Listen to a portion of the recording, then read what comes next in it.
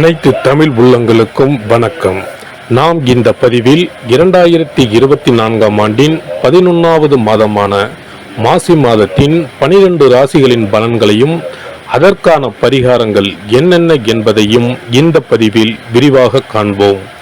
எல்லோர் வாழ்விலும் பலமும் நலமும் செல்வ செழிப்பும் பெற எல்லாம் வல்ல இறைவனை வேண்டுகிறேன்.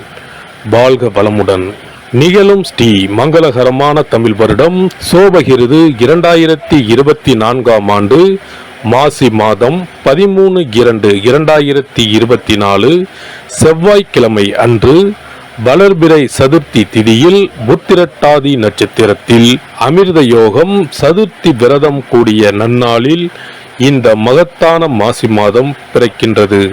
மாத தொடக்கத்தில் மாசி மாத கிரக நிலைகளை ஆராய்ந்து பார்க்கும் போது மேச ராசியில் குரு பகவானும், கன்னி ராசியில் கேது பகவானும், மகர ராசியில் செவ்வாய், புதன் மற்றும் சுக்கிர பகவானும் சஞ்சரிக்கின்றனர்.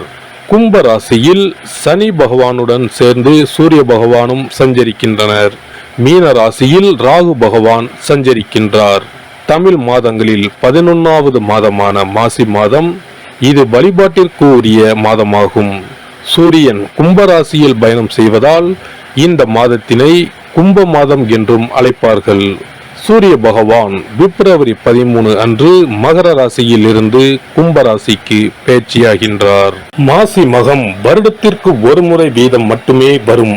அதாவது மாசி தமிழ் மாதத்தில் மகம் நட்சத்திரத்தில் எப்போது பௌர்ணமி வருகிறதோ அன்றைய தினம் மாசி மகம் ஆகும். 12 வருடங்களுக்கு ஒரு முறை வருகின்றதை மகா மாசி மகம் தினம் என்று அழைக்கிறோம். இது கும்பகோணம் கும்பேஸ்வரர் கோவிலில் வெகு விமர்சையாக நடைபெறும். அதேபோல் திருக்கோஷ்டியூர் பெருமாள் கோவிலிலும் இந்த திருவிழாக்கள் வருடத்தில் ஒருமுறை வருகிற மாசி மகத்தில் நடைபெறும். இந்த நாள் எதற்காக நாம் கொண்டாடுகிறோம் என்றால், நமது பாவங்களை போக்கவும், பித்ருக்களை வேண்டுவதற்கும், தோஷங்களை போக்கவும் மற்றும் மகப்பேறு கிடைக்கவும் நாம் கொண்டாடுகின்றோம். அனைத்து வருடங்களிலும் ஒரே மாதிரி தேதிகள் வராது. வருடா வருடம் தேதிகள் மாறும். கங்கை, காவிரி போன்ற நதிக்கரைகளில் புனித நீராடி நாம் முன்பின் செய்த பாவங்களை போக்கலாம். அதே சமயத்தில் புனித ஸ்தலங்களுக்கு இந்த நாளில் நாம் செல்வதன் மூலம் இறைவன் அருள் பெறலாம். இந்த நாளில் நாம் அருள்மிகு சிவபெருமான், முருகப்பெருமான், அம்பிகை மற்றும் பித்ருக்களை வணங்கி அருள் பெறலாம். நதிக்கரைகள், கடல்கள், குளங்களுக்கு செல்ல முடியாதவர்கள் உங்கள் வீட்டில் உள்ள தண்ணீரை புனித நீரென நினைத்து கொண்டு நீராடலாம். ஆங்கில மாதம் மார்ச் 5 இரவு 9:30 மணிக்கு ஆரம்பித்து மார்ச் 7 விடியற்காலை 12:05 மாசி மகம் முடிவடைகிறது. கும்பராசி அன்பர்களுக்கு அவிட்டம் 3, 4ஆம் பாதம், சதயம், பூரட்டாதி 1, 2, 3ஆம் பாதம் நட்சத்திரங்களில் பிறந்தவர்களுக்கு இந்த மாதம் அதிமுக்கிய யோக கிரகங்கள் அனைத்தும் பிரமாதமாக சஞ்சரித்துக் கொண்டிருக்கின்றன. ராசிநாதனை விட செவ்வாயும் சுக்கிரனும், சுக்கிரனை விட மாதப்பாதி வரை சனி பகவானும் யோகமான அமைப்பில் அதிர்ஷ்டத்தை தருகின்ற பக்குவத்தில் சுழல்கிறார்கள். ராசிநாதன் ஜென்ம சனியாக ஆட்சி பெற்று 7.5 சனியாக அமர்ந்திருக்கிறார். இதனால் மாதம் தொடங்கியதிலிருந்து 22 தினங்கள் முடிவதற்குள் அதிர்ஷ்ட உயர்வுகளும் அனுகூலங்களும் பொருளாதார மென்மைகளும் உண்டாகும். அதே நேரம் 2 8 அமர்ந்திருக்கிற ராகு கேதுக்கள் அனாவசிய பீதியை, பயத்தை உண்டாக்குவார்கள். மாதம் தொடங்கி 10 தினங்கள் வரை கவனத்தோடு செயல்பட வேண்டும். வசதி வாய்ப்பு, ஆடம்பர பொருள், பொன்பொருள் சேர்க்கைகளும் அபரிமிதமாகவே ஏற்படும். குடும்ப நிலைமை நல்லபடியாகவே நகரும். இல்லத்தாருக்குள் கருத்து வேறுபாடு ஏற்படாது. உத்தியோகம், பணி, பொறுப்பு, பதவி விஷயங்களில் நீடிக்கிற குளறுபடிகள் தீரும். ஊதிய, பென்ஷன் நிலுவைத் தொகைகளும் மாதம் தொடங்கி 9ஆம் தினத்திற்கு பிறகு கைக்கு வரும். வருமான கோளாறுகள் தீரும். சேமிப்பு உயரும். அனாவசிய செலவினங்கள் கட்டுக்குள் வரும். தொழில், முதலீடு, வியாபார, நிர்வாக விஷயங்களில் ஸ்தம்பிப்பு விலகிவிடும். பிறரிடம் கொடுத்திருக்கிற தொகை இந்த மாத 2வது வாரத்தில் கைக்கு கிடைக்கும். சுபகாரிய திருமண விஷயங்கள் நினைத்தபடி நல்லபடியாகவே நிறைவேறும். கடன், வழக்கு, வம்பு தும்பு, காவல்துறை சம்பந்தப்பட்ட இடர்பாடுகளுக்கு ஆச்சரிய வெற்றியை தரும். இம்மாத திங்கள் மற்றும் வெள்ளிக்கிழமைகள் அனைத்தும் திருப்பு முனைகளை உண்டாக்கும். இம்மாத 1, 5, 9, 21, 29வது நாட்களில் புதிதாக பொன்பொருள், சொத்து பத்து, நிலபுலன், வீடு கட்டட சேர்க்கைகள் உண்டாகும். அனைத்து சங்கடங்களும் தீர்ந்து குடும்ப சுபிட்சமும் வசதி வாய்ப்பும் அதிகரிக்கும்.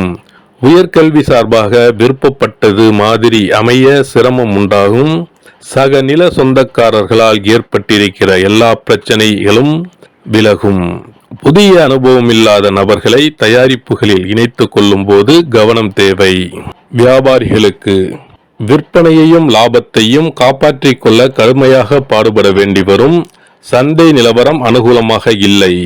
பல தருணங்களில் பண நெருக்கடியை சமாளிக்க வேண்டி வரும். வரவேண்டிய பாக்கிகள் வசூலாவதில் பிரச்சனைகள் உண்டாகும். கலைஞர்களுக்கு புதிய வாய்ப்புகள் அதிக முயற்சியின்றி தேடி வரும். வருமானமும் உயரும். கடினமான பாத்திரங்களில் நடிக்க வேண்டி இருக்கும். இருப்பினும் நடிப்பிற்கேற்ற வருமானம் அதிகமாகவே கிடைக்கும். அரசியல் துறையினருக்கு முன்னேற்றமான மாதம் இது. வழக்குகள் இருப்பின் அவற்றிலிருந்து நல்லபடியாக மீண்டு வருவீர்கள். மாணவர்களுக்கு இரவில் நெடுநேரம் கண் விழித்து படிக்க வேண்டாம். பள்ளி விடுப்பு நாட்களில் வெளியே சுற்றாமல் ஓய்வெடுங்கள். பாடங்களில் மனதை செலுத்துங்கள். ஏனெனில் ஆரோக்கியம் சற்று பாதிக்கப்படுவதற்கும் சாத்தியக்கூறு உள்ளன. விவசாயிகளுக்கு நல்ல விளைச்சலும் வருமானமும் உண்டாகும். சந்தையில் உங்கள் விளைபொருட்களுக்கு நல்ல விலையும் லாபமும் கிடைக்கும். அடிப்படை வசதிகளுக்கு எவ்வித குறையும் இருக்காது. பெண்களுக்கு உடல் நலனில் கவனமாக இருங்கள். கூடிய வரையில் அதிக உழைப்பை குறைத்து கொள்ள முயற்சிக்கவும். குடும்பம் மற்றும் குழந்தைகள், கணவர் ஆகியோரின் எதிர்காலம் பற்றிய கற்பனையான கவலைகளை தவிர்க்கவும். பரிகாரம்: இம்மாத புதன்கிழமைகளில் ஸ்ரீ யோக நரசிம்மர் வழிபாடு செய்து வரவும்.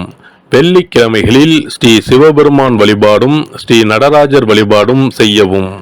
சிறப்பு பரிகாரங்கள்: வருமானத்தை பெருக்குவதற்கு வருமானம் வந்ததும் அல்லது சம்பளம் வாங்கியதும் அந்த தொகையில் 1% தொகையை தனியாக எடுத்து வைத்து விடுங்கள்.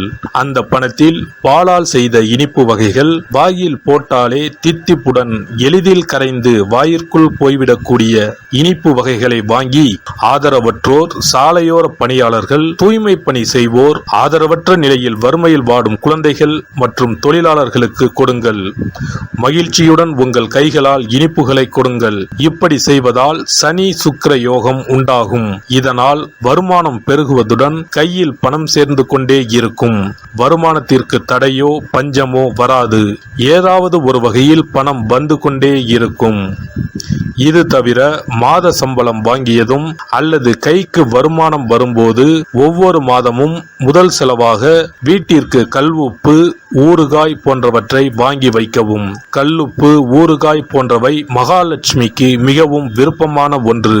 இந்த பொருட்கள் வீட்டில் இருந்தால் மகாலட்சுமியின் அருள் வீட்டில் இருந்து கொண்டே இருக்கும். எந்த காரணத்திற்காகவும் இந்த பொருட்களை தானமாகவோ கடனாகவோ கொடுக்க கூடாது. தினமும் வீட்டை சுத்தம் செய்து அதிகாலையில் நீராடி வீட்டில் உள்ள மகாலட்சுமியின் படத்திற்கு முன் அமர்ந்து ஓம் யம் ஓம் அங் சிவாய நம, சவ்வும் நம சிவாய நம, ஸ்ரீயும் நம சிவாய நம, அங் உங் வங் சிவாய நம என்ற மந்திரத்தை சொல்ல வேண்டும்.